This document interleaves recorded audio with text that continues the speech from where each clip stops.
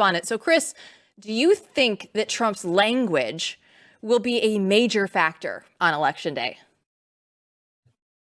Well, Trump's language has always proven a bit of a factor for him.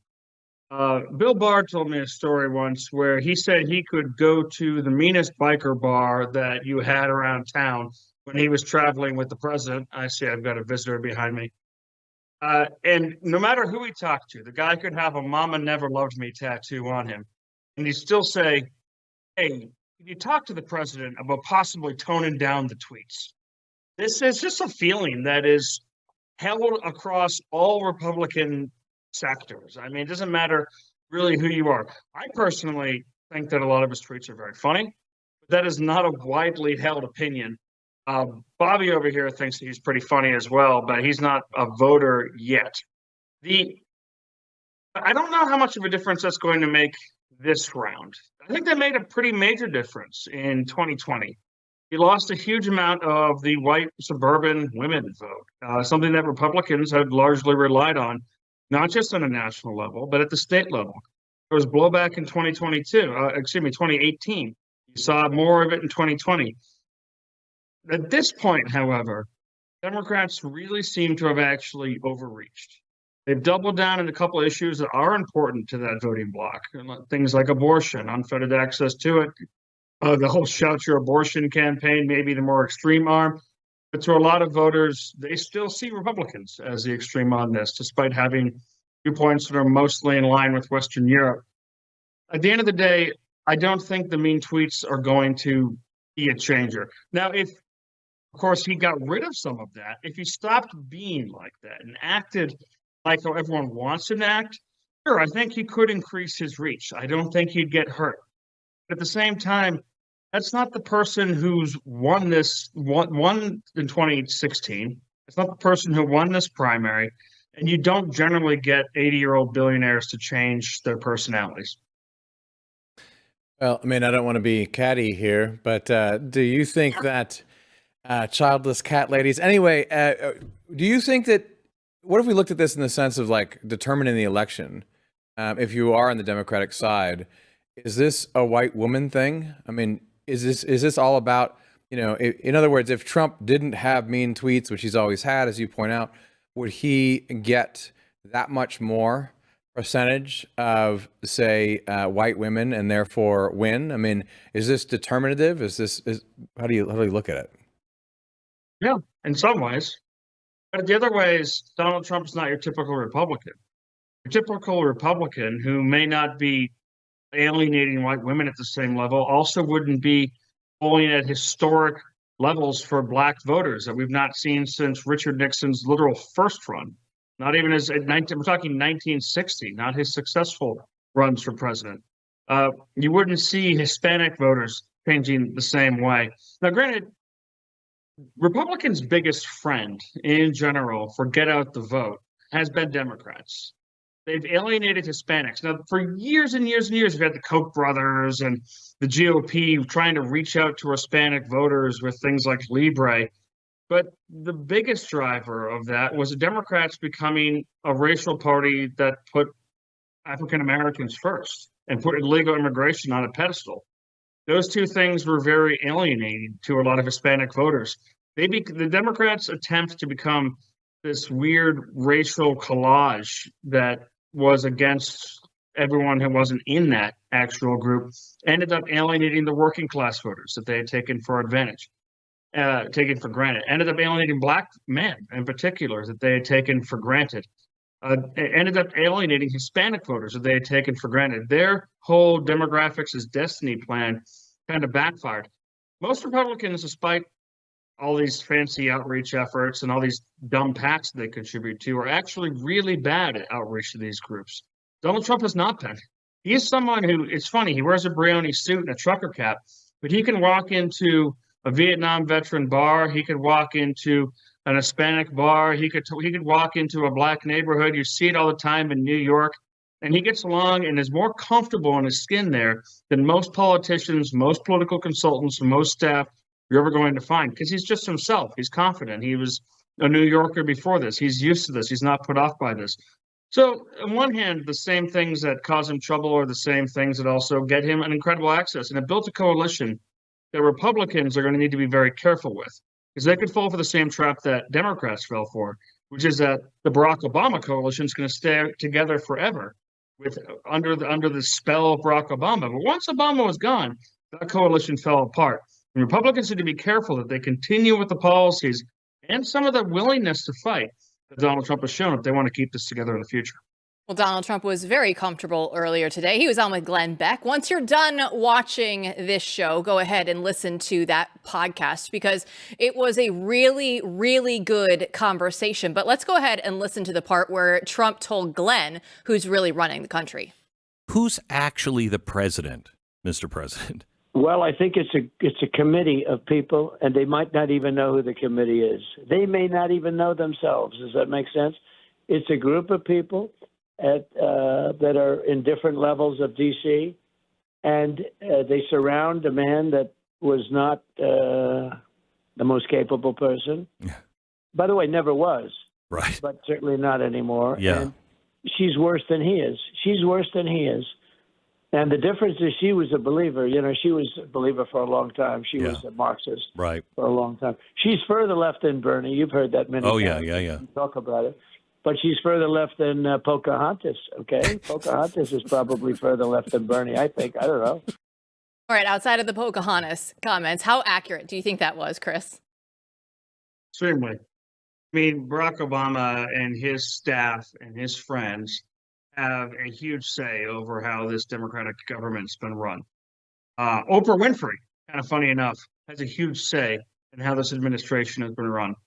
These are the powerful people behind the scenes. These are the people that folks follow. But also, I think, even more than any kind of masterminding that's been going on, it's just become a little bit of a left-wing blob. That's why you've seen this administration make so many mistakes that I don't actually think Obama's were he as fully engaged as he probably ought to be as kind of the de facto president would have made. I don't think these mistakes would be made by Joe Biden, were he remotely at full faculty. The first inclination I got that something was really missing from this Democratic coalition, which did include a lot of people who actually are pretty good at politics, was after the train disaster in Ohio, in East Palestine, when you combine the willingness for Democrats to regulate and rail against the capitalists, rail, I guess is a pun there, their willingness to talk about environmental issues, their willingness to talk about those who were left behind. None of those things were discussed. There was not even a visit. They ended up getting flack for what should have been a Democrat dream disaster, the kind of thing that Rahm Emanuel back in the day would never have let go to waste, that kind of crisis.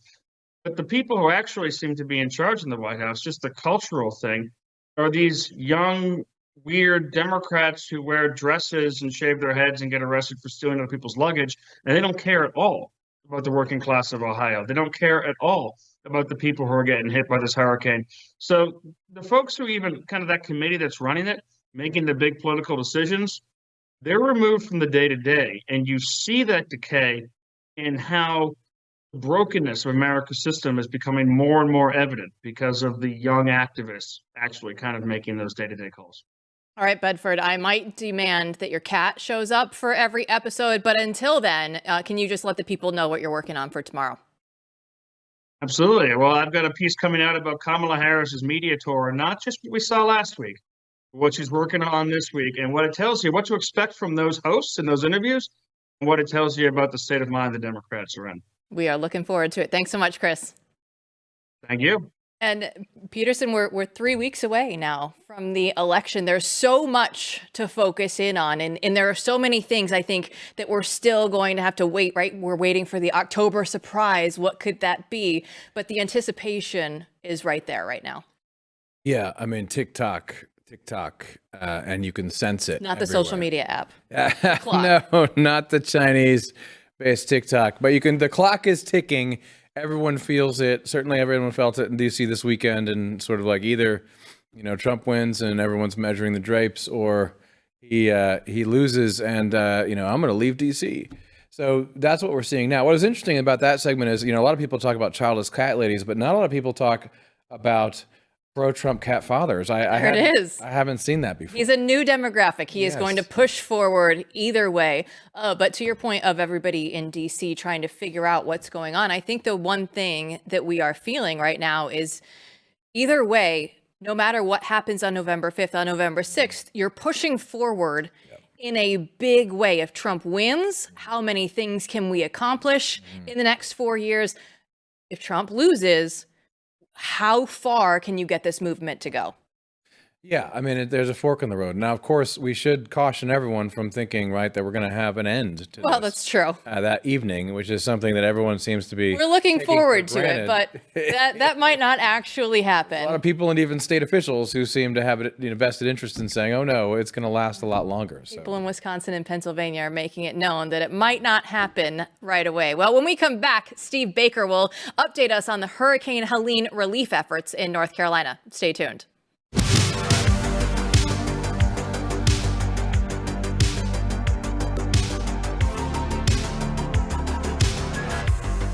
Well, if you like what we're doing around here and you want to have some of that good gear for election night and let other people know that what you're watching and listening to, that you love everything that Blaze Media has going on, well, you can shop at shopblazemedia.com. We have everything from the Blaze Heritage and Blaze Media collection. Agua Donkeys was out there, Trump Vance, all the 2024 merch. It's going to be perfect for election night. We have jackets, t-shirts, mugs, flags, a whole lot more. There's so much that you're going to love. So go to shopblazemedia.com today and check out all the good stuff that we have from Blaze Media. And be sure to use the promo code BLAZE10 to get 10% off your entire order at shopblazemedia.com. Promo code BLAZE10 for 10% off. Go do it today.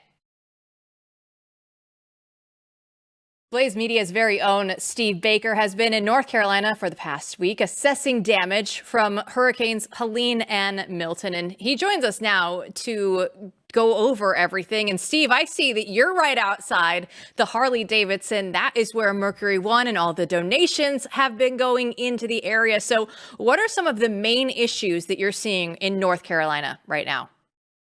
Well, the biggest issue, obviously, is the time factor that so many people are affected with because the cold weather is coming in. As you can see, I'm already wearing a jacket, and it's going to be much colder over the next few days.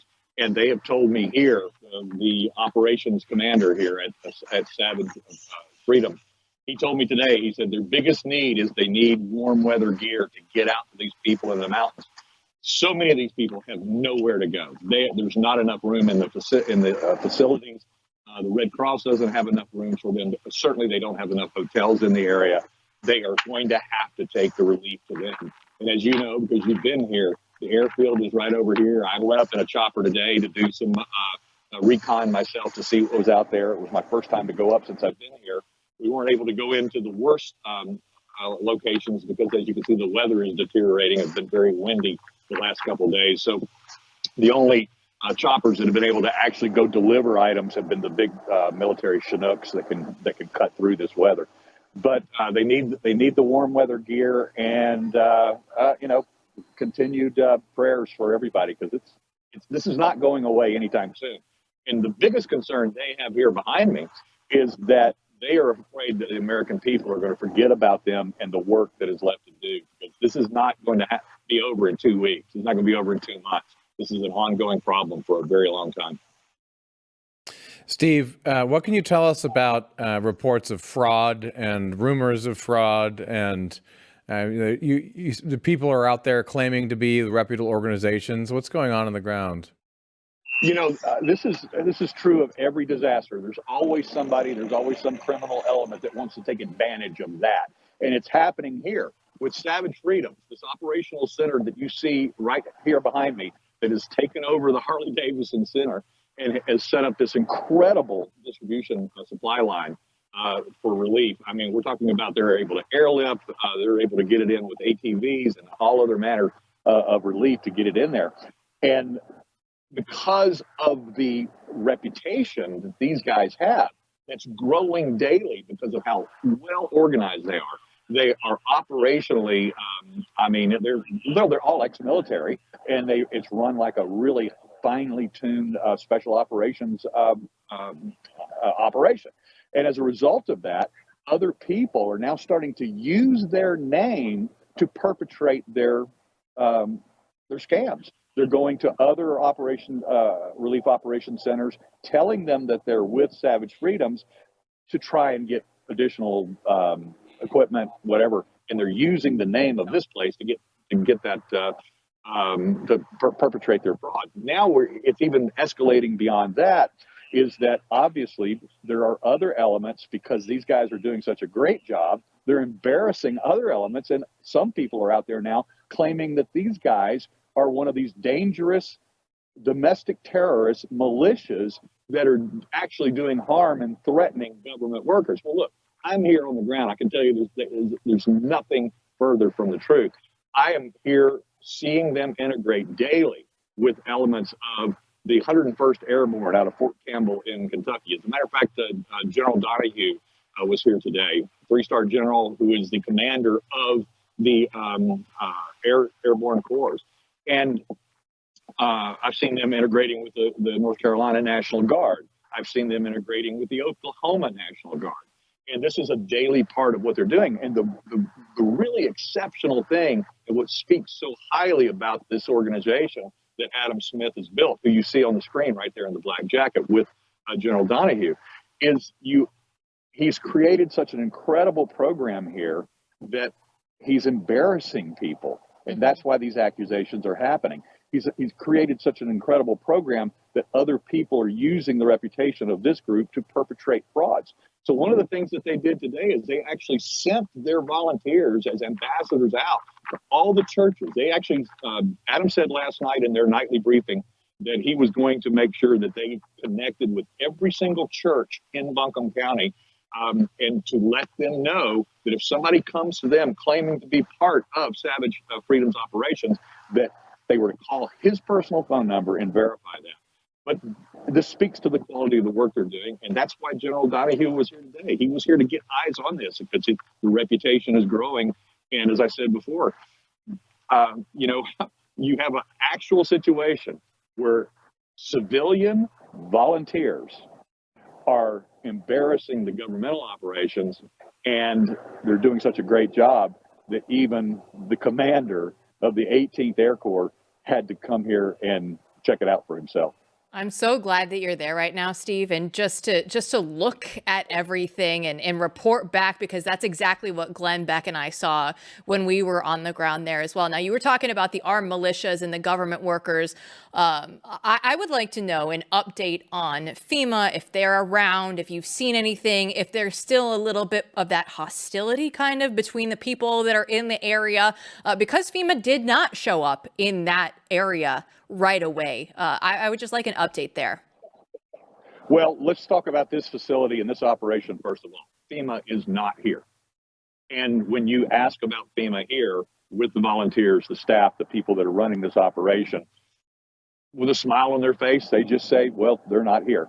And if you get a conversation with somebody a little bit more off the record or on background, they will tell you that what FEMA is doing is essentially handing out paperwork to be signed, forms to be filled out, applications to be made, whereas these guys in other frontline first responder civilian operations are actually getting the work done.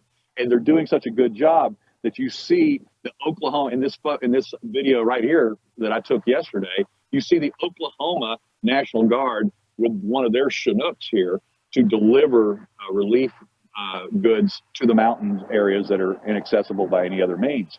And they're getting that from this organization. So the government is coming to these guys. That's an incredible statement. But FEMA's not here. They are here in North Carolina, and they're doing what they do, which is bureaucracy. They do that very well. And the people up in the hills are frustrated with it. People are not getting what they want. They're being denied, not everybody, but people are being denied their $750. People are frustrated with having to take out loans to replace their property. And this is a disaster that's different and unlike any other. And let me explain to you. In most other disasters, we hear about people who say that they've lost everything. Here, in this disaster, you could lose more than everything. And let me explain what I mean by that. Up in my helicopter trip today, you will see where rivers, creeks, tributaries have taken a completely new path now. Along where a row of houses or a row of buildings used to be, it's now a new river. Your property is gone. So when you go to FEMA and you want to take out a loan from them at interest to try and rebuild, what bureaucracy is going to give you new land? You see how complicated that is? This is unlike anything that, it's unprecedented, except maybe every 100 years up here or more, maybe every 1,000 years. Steve, on Saturday, Ashe County Sheriff reported that FEMA operations were paused because of a militia threat, right? As you know, just going back out to that big picture. But officials only arrested one person, so they found no evidence of the claim. Just yesterday in Rutherford County, there was an armed man apparently making threats, and I believe that he was just by himself, armed with a rifle and a handgun. What is your sense of this? Is this more rumor or is it reality? Well, that particular instance is a reality. And look, there's tens of thousands of affected people up here, and when you have that many people, you're going to have somebody that's maybe a little wackadoodle or otherwise, or he's just not getting the help he needs, and he snaps. So that happens all the time everywhere. It's not just because of a quote unquote militia organization. The militia rumor is absolutely false. That is disinformation wherever it's starting from. But the reality is that these Hill people, they are self-reliant, and there are many of them that are rejecting help. And that's look, they need it. They need help. They're rejecting it from the government. The government shows up and, Reagan's famous nine words and says that, I'm with the government, I'm here to help. They're saying no. But on the other hand, if Savage Freedoms or one of the other volunteer relief organizations, civilian, come up, they'll take their assistance. Steve, I want to get your reaction to something that happened over the weekend. Speaker Mike Johnson posted this video on X. He went out on CBS and said that they edited a statement that the Biden administration still has not provided Hurricane Helene victims the resources that they need. Let's go ahead and watch this. So that's a different accounting than this 2% you say was distributed. Yeah, so they've obligated some funds, but they've only distributed 2%. The rescue and recovery effort's still going on, and then we address the rest of it. So that's a different accounting than this 2% you say was distributed. Yeah, so they've obligated some funds, but they've only distributed 2%. And when I was there on the ground, and you should go, bring the cameras and talk to the people there. They'll tell you, don't take politicians' words for this or the administration's word. Talk to the people there on the ground. They had not been provided the resources almost 2 weeks out from the storm that they desperately needed. And when I was there, 13 days post the storm hitting that state, people are still being rescued. They're stuck in the higher elevations in the mountains because the roads are down and all the rest. So they need every available resource and all hands on deck. The rescue and recovery effort's still going on, and then we address the rest of it. Steve, what kind of world do we live in where elected officials on the right have to then just basically, as I would assume, set his phone up in front of him and record his own answers so that that that's what he actually said and it wasn't edited on television?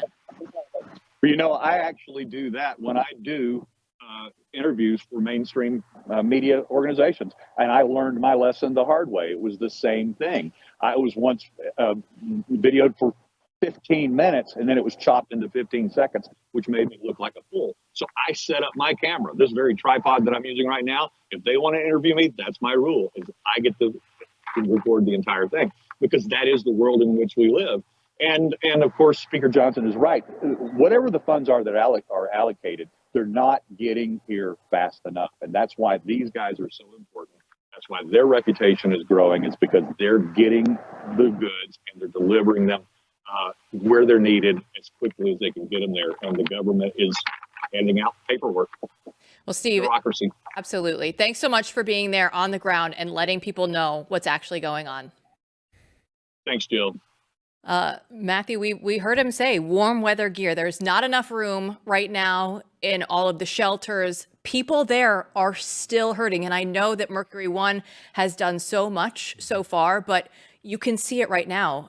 Just even the look in his eyes that the people there still need help.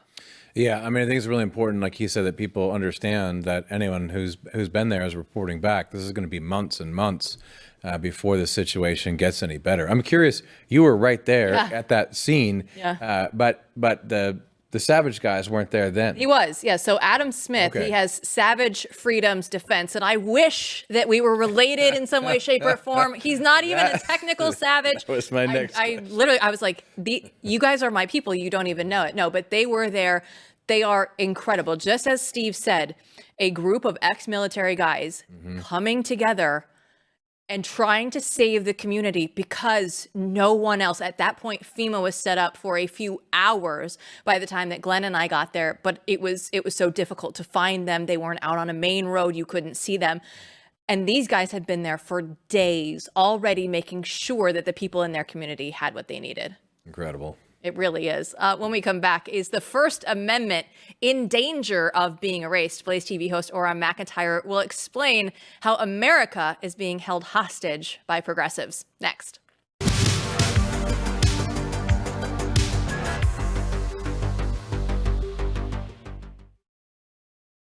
Is it any surprise that the global elites hate the First Amendment? Well, we'll break down in just a moment, but BlazeTV host Auron MacIntyre joins us now. And we want to get to the hurricane because I know that you were in the thick of it for Hurricane Milton. So tell us how you braved the storm.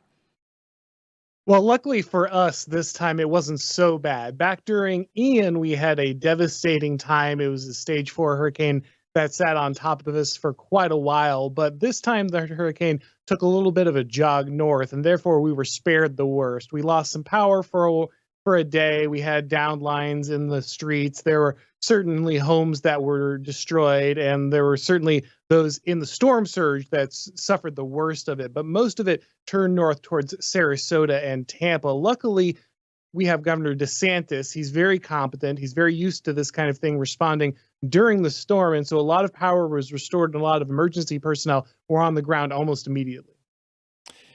And if people want to read that article, it's called No One Is Coming to Save You by Auron MacIntyre in Frontier Magazine at blazeunlimited.com. The article about the first hurricane, which I just have to get in there. Sorry. Shameless plug, Auron. It's a joke, but it's not. On to today, recent piece at theblaze.com. You write rightly that global elites hate America's First Amendment. And tell us why. Well, John Kerry was recently at a WEF summit, and he expressed his concern that the First Amendment was getting in the way of global elites being able to mold public opinion in the United States. Across Western democracies, we've locked into the idea that popular sovereignty is the way in which you should legitimate government action. And you would think that this would put a limit on the way that the government operates. But in reality, what happens is the elites realize that they should be manipulating opinion instead. They should be driving the opinion of the people to then validate the programs that they would like to put into place. And so what many Western elites have done is simply grasp control of the communication, make sure that the opinions of the people are closely controlled, especially in places like social media, where the wrong opinion can go viral. We've seen Keir Starmer in the United Kingdom clamp down very strongly on social media, even to the point where he is arresting people for retweeting things that the government doesn't like or criticisms of their immigration policy. In the United States, that's tougher because we have the First Amendment. And while there have been public-private partnerships and the CIA, FBI, Homeland Security, and others leaning on places like Twitter to create censorship, the fact that the First Amendment is still there creates a level of encumbrance that the global elites are simply not comfortable with. Auron, it harkens back to the Constitution as a charter of negative liberties, does it not? Absolutely. Ultimately, the founding fathers understood that we had to be animated by the desire to defend the rights of what people should be able to do and what the government should not be able to do. There's a specific way in which the American founders believe that the people and the government should interact. And they knew that ultimately, if the government was able to lean constantly on these different rights, they would be able to narrow the ability of the people to restrict the government. Now, what they may not have realized is that we would end up in this scenario where large oligarchic communications organizations monopolize the vast majority of public opinion. But luckily, we have people like Elon Musk, himself an oligarch, but one who's dedicated himself to the proposition of free speech and has used his position as a moneyed elite to go ahead and purchase a platform like Twitter. That allows a constant stream of the First Amendment, a constant stream of free speech to enter into the public discussion, despite the fact that so many of those who wish to govern us are constantly trying to clamp down on the right that the founders intended for us to have. Yeah, Auron, it's terrifying how the state itself has started to publicly say that misinformation is a problem, right? And the private-public partnership is real. So you really do have a real state-led effort, as well as these politicians, to get rid of free speech. And there's plenty to say there. I want to move a little bit, though, and incorporate that into the next question, which is about this other piece you wrote about the progressives. I mean, they're terrified of losing control because of all these insane tactics that they used on Trump, the lockdowns, riots, everything we saw last time. So tell us about that psychology and what you think is going to happen in the next few weeks, because, you know, we're certainly sitting here asking, like a lot of people, how much time is left? Is this really going to work, right? I mean, it looks like the bottom is falling out on Kamala, but the reason that everyone's waiting for something to drop, I'm waiting for at least 3 crazy things to happen in the next few weeks, is because of what we've seen in the past. So why is that? And do you expect this to happen between now and November 4th? Yeah, speaking of safety features that the founders built into the Constitution, one of the things they expected is that the constant shift in power, the fact that you had to peacefully transfer power to political enemies, would ultimately limit the growth of government, because who would go crazy, who would give all this power to the larger government bureaucracy if ultimately you had to hand that over to people who hate you? However, over time, the left has recognized that if they can capture institutions, even though the democratic process changes the leaders, the institutions and the people who serve them stay in power. A lot of people today recognize this as the deep state. And because they have relied on this mechanism of the deep bureaucracy to store power for them, they have gotten too confident. They started overreaching and empowering these agencies to do all kinds of wild things. And of course, Trump deranged syndrome has driven them to the place where now they have taken those powers and aimed them directly at their political enemy. As you pointed out, Donald Trump has faced the fact that they tried to bankrupt him, they tried to strip him from the ballot, they tried to put him in jail personally. And when none of that worked, finally, different people who were probably motivated by the media and Democratic politicians and their rhetoric decided to try to kill Donald Trump. When they see all that, when they realize what they've done and all this craziness that they've unleashed on Trump, that only hardens their resolve to stay in power, because they recognize that if they were in Trump's position, if they were a conservative and suddenly they receive power, they would bring vast retribution down on their enemies. They would do exactly the same thing that they've done to Trump, or even worse. And so they are terrified to hand over that power. And that's exactly why we should expect to see crazier and crazier things coming when it looks like Kamala Harris is flagging in the polls. Yeah, and Auron, you were mentioning that like the Democrats have really kind of taken the American people hostage. So if that's the case, then how do they get out of this? How do they break free? How do they move on? That's the huge dilemma. Of course, any hostage taker is always in this situation where you know that if you relinquish the power, if you get out of the position where you have the gun to the head of your hostage, then people will take you out. You will be in a very bad situation. They will arrest or kill you. And so the only option is to continue to escalate the situation. And I fear that's exactly what we're seeing from the left. We've already seen some Democrats say that they will not certify an election in favor of Donald Trump. We have seen media members say how they have to practice explaining why it's okay to not certify Trump, to not hand over power peaceably to Trump if he wins. These are exactly the charges that they laid at Trump's feet, that they said what he was going to do, this was what he was trying to do, what Republicans were doing, and they have already started laying the narrative groundwork for them to do exactly the thing they accused Trump of doing. So I think ultimately they are going to take this one to the wall. They are going to continue to try to push to hold on to power, even to the point of denying a certification of legitimate elections should fortification not solve the problem for them. Auron MacIntyre, one of the great thinkers here that we have at Blaze Media. Thanks so much for joining us. Thanks for having me, guys.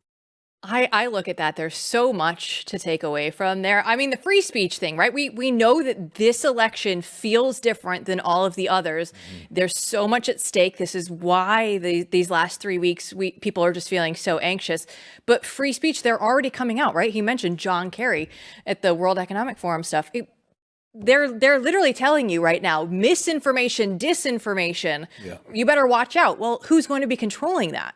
Yeah, and so it was just an event this weekend, actually. Mike Benz, who many of you have seen online, he's been a guest here, I think, at Blaze before, I was going through the history of this, and it's striking because I think he's right that this really starts when Russian collusion fails. So Russian collusion, right, was the outside forces are affecting our democracy, and they brought in Trump, right, and they're pushing Trump. And when that fell flat, all of a sudden, they all changed to disinformation, misinformation. And actually, people, most of that is domestic. Oh my! So we have to do something about this domestic misinformation. They immediately switched after 2018 and started to fund, with government money, with all of our tax dollars, these NGOs that then set up rating systems and then directly going to the tech companies and saying, you got to do something about this misinformation. So it was already going before COVID, and then COVID accelerated it. And now you're in a situation where this is just what they do. And if she wins, if Harris wins, I mean, for networks like this could be existential. Well, it's funny how the fingers are usually pointed outwards at first before they come back to, oh no, we're going to have to do this domestically now. When we come back, Blaze TV host James Poulos will break down how Gretchen Whitmer mocked Christianity. Don't go anywhere.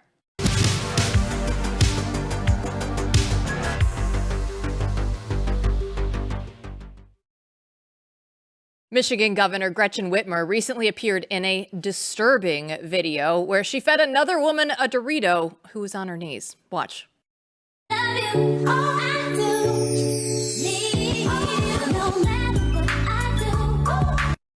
Blaze TV host James Poulos is joining us now, and we're going to discuss the dark message behind this post. So, James, you wrote that this video is actually a mockery of the Eucharist. Dive into that for us. Yeah, well, we live in a digitized world, and what travels better in the digital medium than forms of worship? Everyone's sort of staggering around wondering if the robots are going to take over. And so the thing that makes us the most human is our ability to worship. And so it's no surprise that stuff like this that goes straight for the parody of the church, whether knowingly or unknowingly, does so well. It's very arresting. The strange looks on those faces really says it all. James, I have to ask about, what do you think the significance of the Dorito is? Is that just mocking the body of Christ? Or is it something else? My understanding is this is some sort of reference to a meme that kind of felt like I had better not dig any deeper into exactly what it means. So I'll leave that to enterprising rabbit hole diggers.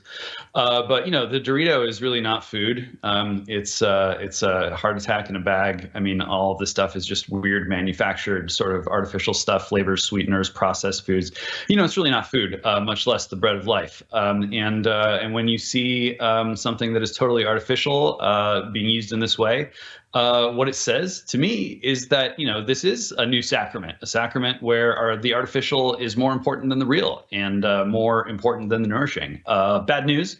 Not sure what it's doing in a campaign ad or something that's supposed to be a campaign ad, but red alert, the alarms are going off. Danger, danger. Yeah, only James could actually go through and say AI, artificial, Doritos, artificial. It's all terrible for you. But I look at this, and to your point, okay, right? If you're a leftist and you're watching this happen, whether it's a Gretchen Whitmer supporter, if it's a Kamala Harris supporter, who is actually looking at this and going, you know what?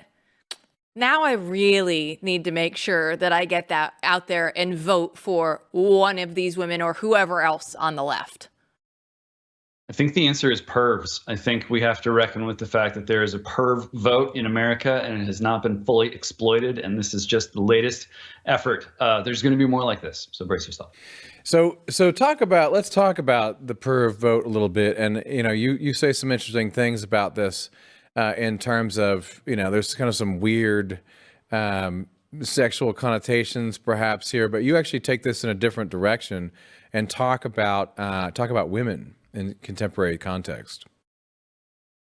Yeah, I mean, look, you can go all the way back to Alexis de Tocqueville, who said women are the guardians of mores. Obviously, they are the bearers of life. With great power comes great responsibility. I think that one was Spider-Man, right? And when women are being propagandized to really turn their backs on the deepest sources of their spiritual authority in really any culture, you have to ask, what is the plan to replace that spiritual authority with? Some look to the machine, some look to the nanny state, some look to the latest kink, and it's not shocking to me to see a campaign. I guess this is related in some way to Kamala Harris and trying to boost her Michigan numbers. I mean, this is a campaign that's really looking very weak right now. I think the regime in general is looking very weak this week and last week. This kind of strange effort to punch out of normal human discourse and into something that seems like it was concocted by two AIs having an unsupervised conversation is really disturbing. So, James, I want you to get your societal decline meter out. When you watched this and you thought, oh, man, where are we now on the societal decline? And are normies going to actually see this for what it is, or are they just at this point too numb? I think they are going to see it for what it is. And I think probably more black men have seen this video and are sort of getting the ick, so to speak, than have seen Kamala Harris's latest plan to help them make crypto investments. It's definitely later than you think, but at least everyone, at least for now, is clothed in those videos. Terrifying thought. I want to leave with this on a positive note. I mean, there's something here that is demonic in what you're saying, right? In your description or your interpretation of the video, but that also speaks to a spiritual hunger or thirst, right, in this society now. Do you see any other signs of that moving into November in the midst of this insane political time? Well, yeah, I mean, I think people are scrambling for the nearest available spiritual life raft, and that can range from things that seem really wholesome and organic to things that seem incredibly forced or staged. This is the internet, and you kind of have to sort that out for yourself, or consult with your spiritual authorities. So lots of celebrity conversions going on right now. I know some people are like, yes, we scored another one, and others are sort of left scratching their heads. It's kind of a free for all. This is a country where we don't have an established church, and thank God for that. I think you just go by the Constitution, you go by what happened in the old world. There's a way to have a harmonious relationship between church and state without getting into the nasty territory of the church becoming the state or the state becoming the church. And that is increasingly what the left wants. Those days are over where it was all about, no, we're all secular and we're just going to go by principles. No, this is clearly venturing into in strangely spiritual waters.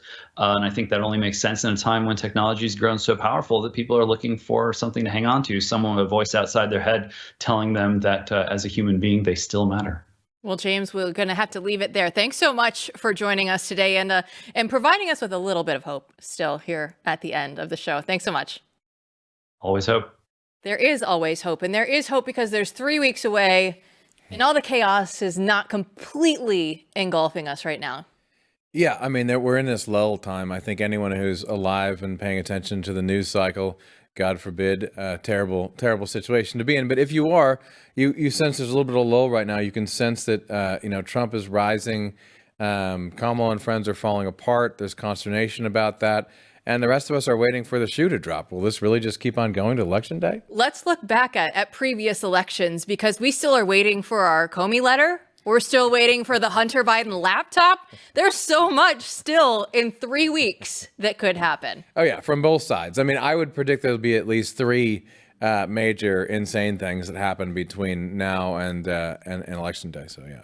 Well, I look at what Auron MacIntyre was talking about in today's show in freedom of speech, right? This is one of the biggest things that I think people on the right are very concerned about, and rightly so, going into this election. And just knowing that everything that we have held so dear for so long and as a country, it's all so close to be taken away right now. Yeah, I think this is something that people should really be thinking about, and it should inspire everyone to go out and do something about what's going on, because I'm telling you, I mean, there's serious conversations at networks like this about what would happen if the free speech problem, the demonetization problem, where the government works with NGOs, the government also funds to push against private companies and literally take money out of their pockets if they move in the wrong direction, persecute people for speaking the wrong way, pushing the same narrative. This is happening officially in America and the West, and it has been for a while. And if Kamala Harris wins,